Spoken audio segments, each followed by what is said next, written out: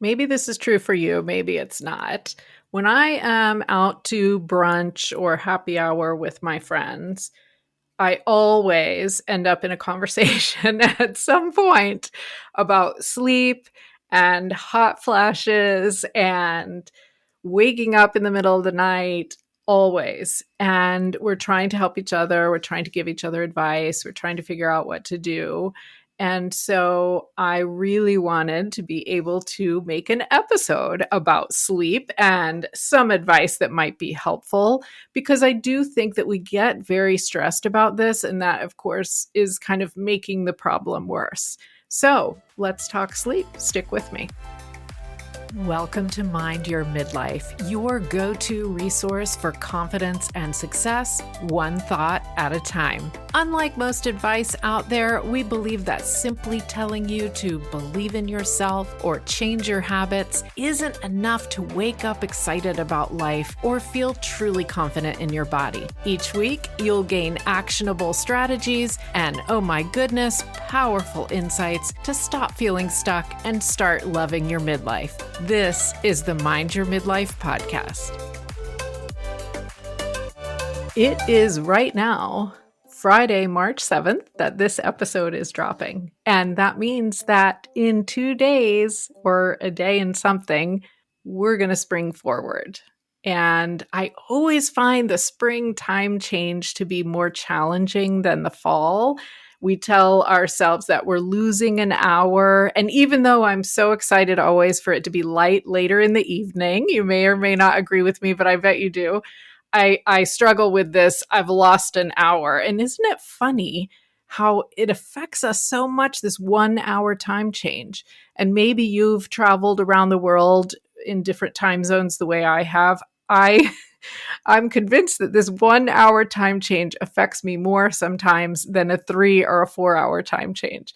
So on this auspicious occasion of we're about to change time for spring, I have a guest with me to help us figure out, are there some tips? Are there some solutions that we can use to improve our sleep during this midlife period of time?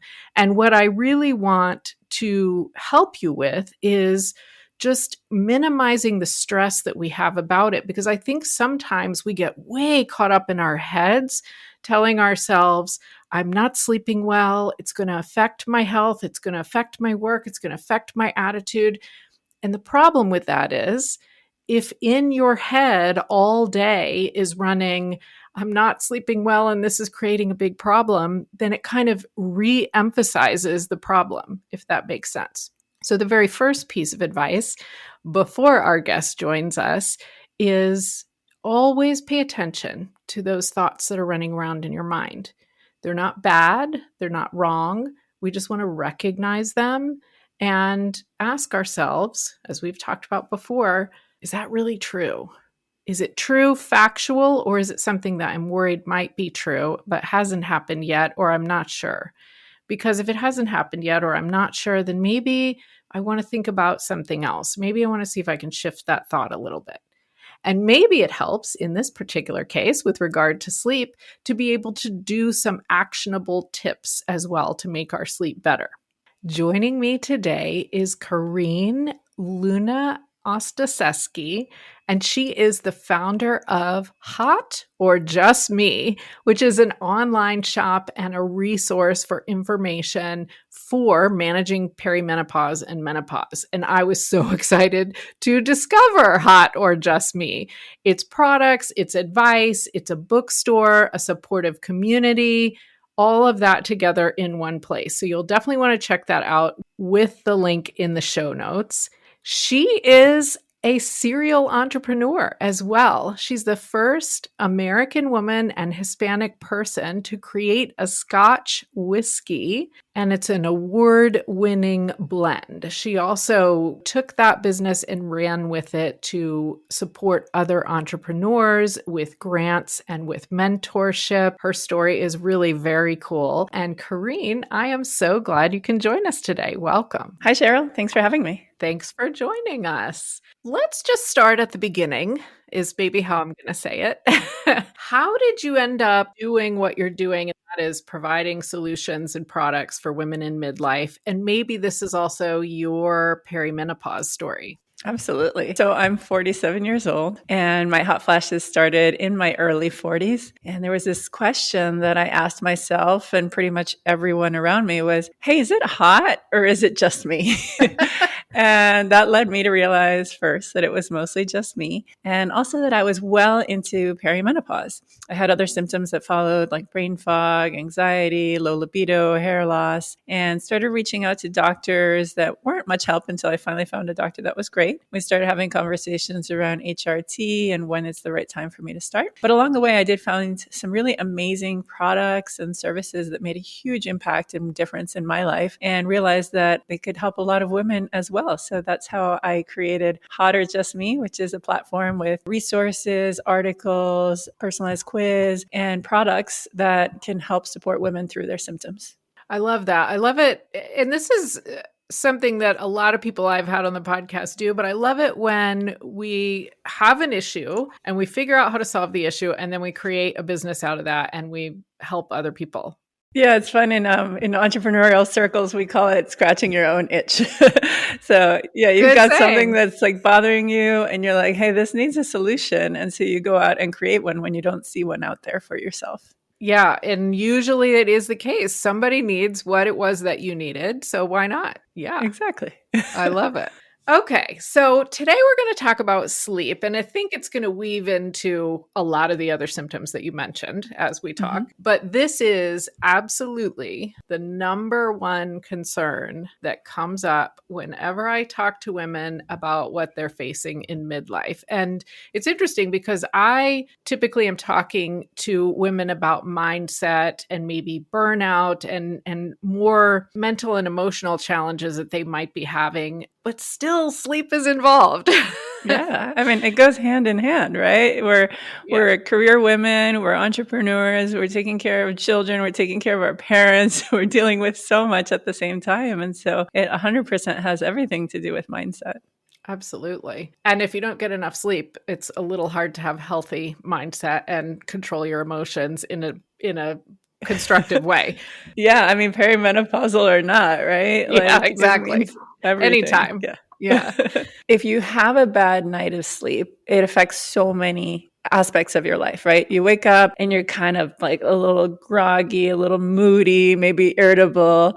You feel like, oh, okay, maybe I need to have more caffeine than usual, and that's going to make you jittery and anxious. You might make bad food decisions. You might skip the gym, and so that affects so much as well right there. You think about your day at work, you're going to have problems concentrating or some more brain fog issues than usual. And then, when it comes time to be with your partner, you might not just be in the mood, right? So it impacts low libido. So if you kind of go back in your Wayback Machine and, like redo these dominoes that just fell, and it all kind of started with having a bad night of sleep. And so if you could optimize for a good night of sleep, it can just have a massive impact on your day and your outcomes. Absolutely. So how much sleep would be ideal to be getting at this time of life? Yeah. So let's call this time of life somewhere like late 30s up until mid 50s, right? Yep. Perimenopause can be the 3 to 10 years leading up to the day of menopause. So that's when you don't have your period for 12 months. And on average, it's about 7 years for women, with the average age of menopause being 51. But this could vary greatly. And recommended is somewhere between 7 and 8 hours of sleep. And, easier said than done, right? When you just think about, what your day is like, stress levels, your cortisol, everything that you're dealing with, and then, coupled with anxiety or insomnia, how to get back to sleep and have that continuous sleep. So it's not just hours, but it's quality of sleep as well. Yeah. And for me personally, and I'm in my almost mid 50s, I have always been a good sleeper. My family kind of laughs at me like my head hits the pillow and I'm out. Lucky you. I know. However, in the past couple of years, I'm like flipping, flopping all night, can't get comfortable, and waking up at like 3 or 4 in the morning and thinking through every possible problem that my mind can conjure up, even though I know I'm not supposed to do that. So where is it coming from when we have these issues? Yeah. So the National Sleep Foundation actually found that it's 61% of women in perimenopause or menopause will experience insomnia. And this is, due to a drop in hormones as we age and end our reproductive cycle. We'll experience some kind of factors, including hot flashes and night sweats, which I get a lot of. And it's about 40% of perimenopausal women that will have these hot flashes. As you said, there's, mental issues that like resemble anxiety, depression, memory issues. And these are all just, again, associated with the change in hormones during this time. There could be some underlying medical conditions, sleep apnea, mood disorders, a thyroid disorder, cardiac issues. So, I definitely advise people to consult your physician if you have trouble sleeping, because it might be related to more than menopause. It could be, sleep apnea, adrenal fatigue, or something else. So definitely rule out those factors. And it could be medications that we're taking as well. So a lot of factors can go into having a poor night's sleep. So it's definitely important to kind of, go through the test to rule out anything major or serious. Yeah, that's a great point. And I always want to make sure we say something like that when we start talking about things that potentially could be medical. Yes, see your doctor. And maybe it's also think about what you've changed, because what I hear you saying is it could be medications, it could be a medical problem, it could just be your hormone levels dropping. So if nothing else has changed, then maybe that's the likely culprit. Yeah. And that's why also it's important to have the right doctor. So I had to go through a couple doctors, as the doctors that I had. This is kind of an interesting fact. Most doctors in the US only get 3 hours of training in menopause during their career, during their residency. So unless a doctor has, say, aged and hasn't retired, or has their own personal issue with menopause, or, someone that they know, they probably haven't gone through that extra level of certification to become, menopause specialist. And so I encourage people to go to menopause.org, which is a wonderful resource that has a Find Your Clinician section. There you'll find doctors who have gone through the extra level of certification. There are about 2,500 on the directory there. And if you can't find someone in your own geography, you can also look to telehealth options now, like Evernow, Alloy, MidiHealth, all great resources for finding a doctor virtually. And most of these are covered by insurance. That's an excellent tip. And for me, to find an OBGYN who knew menopause, I just kind of asked around my friends, who do you like? Who do you know? Which Girlfriend is medicine. Good way. But I love that. Menopause.org. Well, there's a good tip already. So there's so many ways we could go with talking about sleep. Let's just start with, I have a podcast group for fans of the podcast on Facebook. And I asked them, what would you want to ask if you got to interview our sleep person on the podcast? Okay, let's start with Becky. She wants to know, she's heard it's better to sleep in a cooler room, and I've heard that too. And she wonders, is that true, and why is that? Yeah. So hi, Becky. Thank you for your question. Absolutely. It's recommended to keep your temperature in your room somewhere between 60 and 67 degrees Fahrenheit. Personally, I like to kind of start at the higher end and schedule the drop in temperature somewhere around 1, 2 a.m., and then have the temperature kind of increase as the morning comes, so I'm not freezing my whole family and making them wear sweaters for breakfast. So I think it's important to just kind of think about more sleep hygiene in unison, right? So you think about what you're putting into your body, the environment you're sleeping in, and what you're wearing on your person. So some of that includes, you would think about your room, right? So we have a collection on our website at Hot or Just Me of cooling blankets. We have temperature regulating pillowcases. We have cooling performance sheets, and these have natural fabrics, but also cooling technology that helps to kind of regulate your temperature as you sleep. And then you think about, okay, well, your room setup. I used to be somebody that slept on one side of the bed, but in this time in life, I've now switched to the side of the bed where the air vent is so that I can be as close to the air as possible. And then, added in some blackout curtains to the room. Sometimes I'll wear a blackout eye mask, like what we have on the site as well. And then, about the room itself, just making sure that, it's conducive to a sleep environment. So that means, that you aren't looking at blue light before bedtime, maybe ideally 2 hours before you go to sleep, which is, easier said than done, especially in this day and age, but just making sure that the room is optimized for sleep. And then what you put in your body, right? So staying away from eating a heavy meal when it's bedtime, something light and healthy for bedtime, and then staying away from caffeine late at night or even in the afternoon. So maybe like a 1 p.m. or 2 p.m. cutoff on your caffeine. And same thing for alcohol. Try to avoid drinking heavily at the end of the night. For someone who used to work in the liquor industry, it's fun to kind of change tunes and say, now I've become a bit of a day drinker. But that's what works for me. And then same thing about having an earlier exercise routine versus later. And then, what you take at night. So I'll take a magnesium supplement in the evening, because if I take it in the morning, my body has absorbed it by the time it's bedtime. Okay. And then I think about also, if I wake up in the middle of the night, what do I do? So I like to keep a glass of cold water by the bed, or ice water. I'll also listen to a yoga nidra meditation to help me get back to sleep. It's on YouTube and it's free. It's just a really simple one. Or even if there's an app on Calm or Headspace that has some good meditations to get back to sleep. Great tips. Let me see if I can go back and maybe emphasize some of those. Yeah. The blackout curtains is interesting because I don't have blackout curtains in my bedroom, but I had heard it's really important that it be totally dark, pitch dark, totally dark. And I have an old-fashioned alarm clock next to my bed, and so does my husband, and we don't have blackout curtains, and there's light coming from the outside, and there's light coming from down the hall, and I would get frustrated. Like, how am I ever going to get rid of all this? And then I realized if I used a sleep mask, that would solve the problem. Yeah, that's a big one. And, to your point, I'm someone who, when I travel, hotels seem to have all these tiny little lights everywhere, right? All the devices. Yeah. And so I'm notorious for just unplugging everything and putting either tape, like black tape that I'll travel with, or just some clothing on top of any of these little lights that seem to, really get brighter when you're trying to have a good night's sleep in a new environment. Yeah. And I know it has something to do with telling your body that it's really night and it's time to sleep.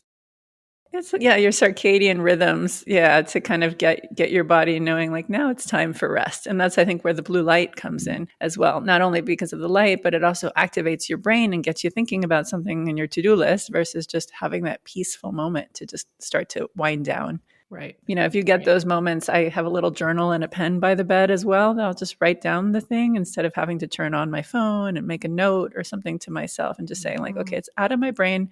It's in this paper and it'll get done when I wake up. That's a great tip, because sometimes if you think of something when you're falling asleep or when you're just waking up, it might be a good idea, legitimately. I often think of good ideas at that point, yeah. But then you worry you're going to forget. So you write it down. And you can honor it. Yeah. Say, here, you exist. You're now on paper. I will take care of you in the morning.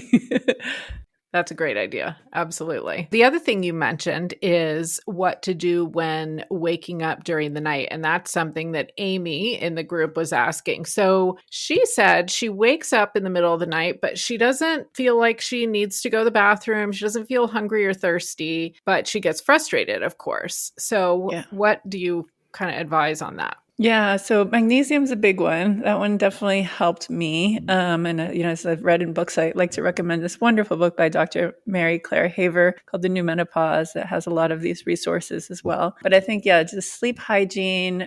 So it's almost preventative, right? So what can you do to optimize for a good night of sleep? That said, sometimes we do wake up, right? It could be hormone fluctuations. It could be a hot flash. It could be having to go to the bathroom, or you maybe drank too much water before bed. So many things can contribute to that wake up. But, how do you get settled, right? So, just calming your body, making sure that you have some kind of routine around, okay, if I wake up, this is what I like to do. I'll listen to a sleep story. I'll listen to a meditation. I'll just maybe have a sip of water if I'm thirsty, and then just do a sleep scan or body scan to kind of calm your body down slowly. And then there are moments where you just might not go back to sleep, right? And so sometimes fighting it adds more stress.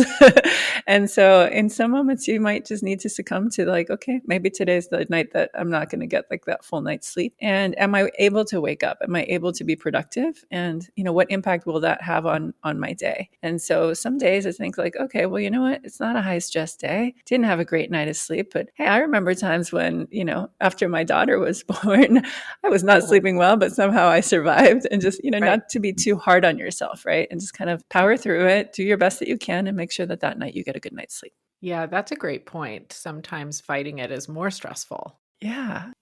I want to come back to something you said, and that was a body scan. So I feel like maybe people would have heard that before, but maybe they wouldn't have. So tell us more what you mean by that. So it's basically, I like a specific YouTube video called Yoga Nidra by Ali. And it's basically just checking in with your body, right? Like relaxing. You can start bottom up, top down. But as you're laying down, just think about relaxing your feet, relaxing your calves, relaxing the upper legs, your hips, your stomach, your shoulders, your arms, your jaw is a big one. I tend to hold a lot of tension in my jaw. You're relaxing your eyes, relaxing your tongue, and then, your forehead or your brow lines, like places where you feel like where you kind of naturally will hold your attention, and just being aware that you might be, and letting your body loosen up and just have that moment of relaxation. So sometimes just calling attention to it, like, am I, clenching my fists, or am I holding, tension in my jaw right now? And just having someone ask you if you are, or remind you to do so, helps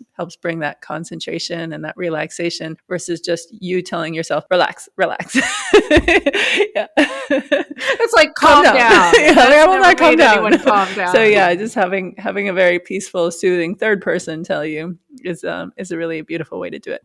That's what I thought you meant by body scan. And I think that's really powerful. And I actually do that pretty regularly. I think I was in like third or fourth grade in a gym class, a PE class, and we learned how to do that. And this was in the 70s. What a gift, yeah. So I know.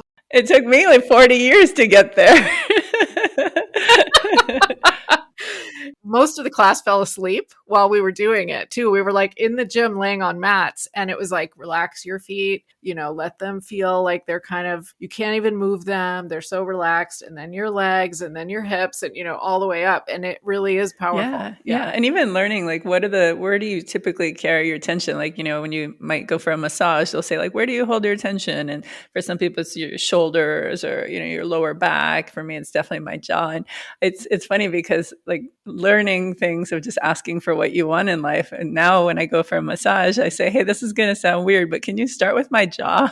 Because if you do that, then my whole body will relax, and this will be a lot easier for me than if I wait for the end for that moment where I finally get that head or, face massage part. Yeah. Just learning what your triggers are, where you hold your tension, and how to release those first. I'm fascinated right now because I actually have had TMJ, and I have to sleep with a mouth guard, and I grind my teeth a lot. So that's like tension in the jaw times 100. And I never thought of a massage being helpful for that at all. So I guess to wrap all of that up, if we are waking up, it's partly seeing whether we can kind of relax ourselves. Exactly. But also maybe sometimes getting up if we really can't. It might be that moment where you're maybe doing more harm than good, right? Like causing more anxiety or stress or tension for your day, of being like too hard on yourself, or just saying like, hey, is this a moment that I could be productive, and just get whatever it is that's keeping you up out of the way. And maybe there's a sweet spot there of like, it's the witching hour. There's nobody awake in your house, and you just have that concentrated moment and look at it as maybe a benefit. And then know that evening, just to be kind to yourself and go to bed a little earlier so you can catch up on some of the sleep that you didn't get. Yeah, but just try not to overcompensate with too much caffeine during the day, right? Like, because then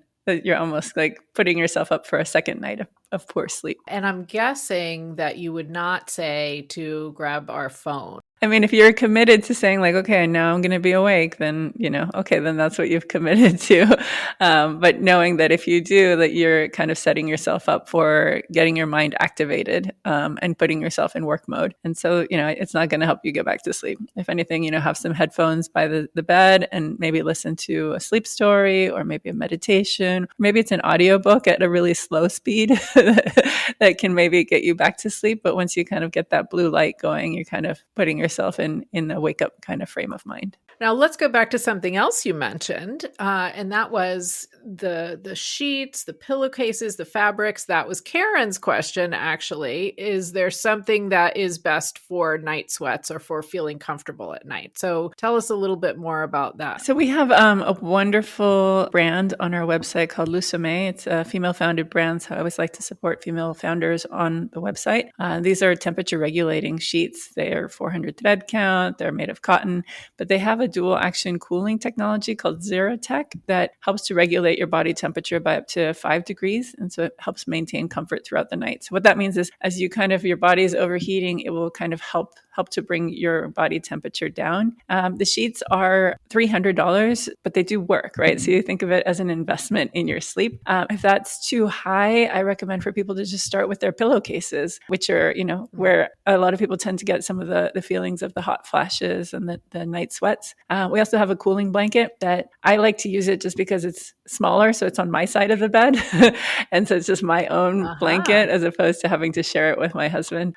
So those are all great options in terms of bedding. But then we also have a collection of nighties from a company called Become, and then Lusome also has a sleep shirt. So different styles, depending on what your comfort level, and if you want a sleep shirt or if you want more of a nightie with arms free, or just something more racerback style, so you get as much skin exposure. So those are all definitely sheet and sleepwear options that we carry. Okay. Yeah. And I can say every product on the site, when I say we have a cooling fan, I don't mean we just have a bunch of cooling fans. I mean, I went out and bought 40 different fans and then tried them all out and said, okay, this one is too heavy, or this one catches your hair, or this one's too loud, or this one runs out of batteries.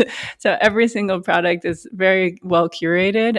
And there are not a lot of different options. So it's not analysis paralysis. You can be confident that every product has been very well vetted. That's great. Yeah, because there's so much out there. It's confusing. Oh, yeah. Even as you said, going to the doctor is confusing. They don't always know. So, yes. So you also mentioned, besides caffeine, you also mentioned alcohol. And I know you used to have a liquor business, right? I'm the first woman in history to create a brand of Scotch whiskey. And I definitely wanted to bring a light and a new perspective to a category that was typically dominated by older white men. And, as a Hispanic woman, it definitely made a lot of waves in the industry and caught a lot of attention.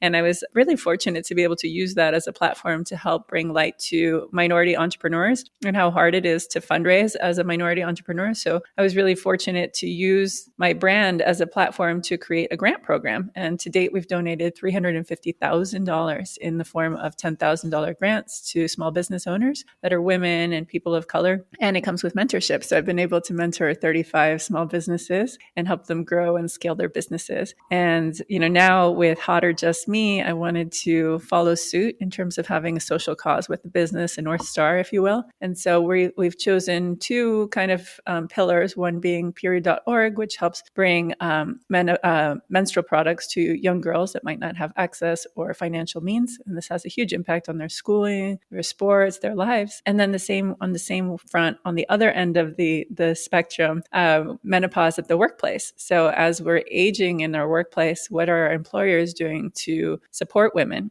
Temperature regulating environments or mental health breaks, or if it's a uniform job, for example, what are the fabrics that we're wearing? Is there options for layering or alternatives for us? And so a lot to think about there. So in terms of alcohol, it's just sort of interesting because I still drink. It's not something I've cut out of my life. It's just more about being a little bit more meaningful. I'm not someone that can drink on an empty stomach anymore.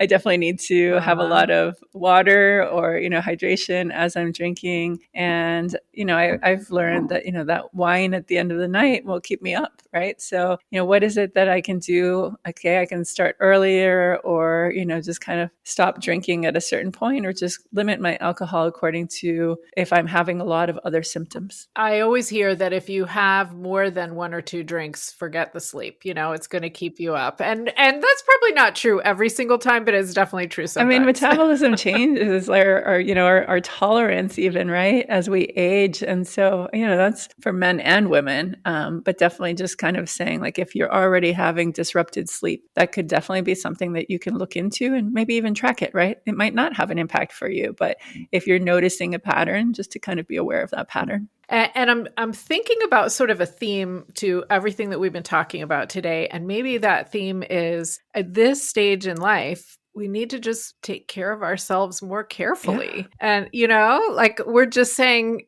have the appropriate sleeping environment and eat and drink the appropriate things at the appropriate time. And it's beyond just sleep, right? It's all self-care. What's the food that we're putting in our bodies now? This is our vessel, right? This is this is our car for this drive and this journey in life. So are we putting good fuel into it? Are we getting enough sleep and rest? Are we, exercising and, getting our endorphins going and taking care of, strength training for muscle health and bone health? And are we taking the right supplements that we need? So just kind of having a multi-prong approach to health and wellness. But, self-care is a big one. We might need more therapy or more meditation or just more moments of peace, journaling, whatever that is for you at this stage in life to be able to refill your tanks because, we do so much. And so it's important to just kind of take that step and say, like, am I getting enough? Am I taking care of myself? Because we take care of so many others. And from a mindset perspective, I would encourage people to make sure that you're thinking about it in the way that we're talking about it right now, as in, I want to take really good care of my body and I'm asking so much of it, and not more down into I'm falling apart. Sometimes I think our self-talk kind of goes in the wrong direction a little bit. Yeah. Just to be kind to ourselves. There's going to be, moments where you feel like, I'm going crazy or I'm so frustrated or, I'm exhausted, and just listening to that message and saying, okay, well, recognize it. Don't give it the attention that it deserves, and then figure out, okay, well, what do I need to get back to normal? And, and ask for that and make time for it. Very good point. Okay. So you have given us a lot of interesting information. So tell us, how can people find you and find your website? Yeah. So the website link, Hot or Just Me, can be found in the show notes. And we have a discount code, 10% of your order if you use the code Mind Your Midlife. And we can also be found on all socials at Hot or Just Me. Hot or Just Me. I love it. I'm sure I have said that before.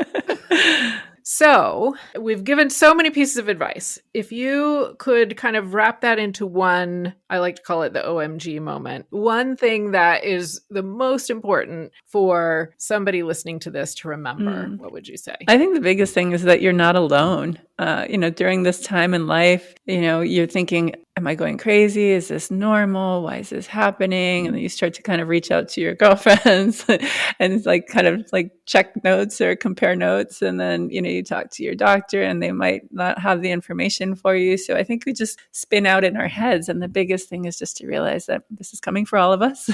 And in some way, shape, or form, some symptoms higher than others, for some people a lot faster than others for different reasons. But just realize that this is all happening to us, and that it's 100% normal, and that we're not alone. Fantastic way to end. And yeah, I think sometimes we do sort of feel like we're a bit isolated and alone, but we are not. Thank you for joining me today. Oh, it's been such a pleasure. Thank you, Cheryl. Oh my goodness, you are not alone.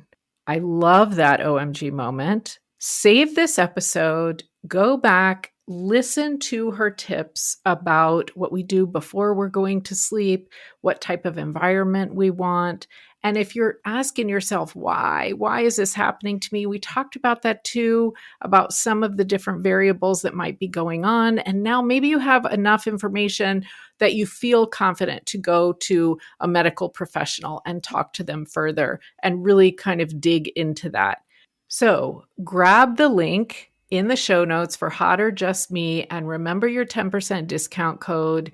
You can also go to CherylPFisher.com/recommendations and you'll see it there anytime. And make sure that you've hit the follow button, because in next week's episode, I'm going to ask you, how old do you look? And we're going to talk about how the number really doesn't have anything to do with anything. And you get to decide how you feel, what you do, how you look. It's not about the number. So I'll see you then. And in the meantime, oh my goodness, let's keep creating confidence and success, one thought at a time.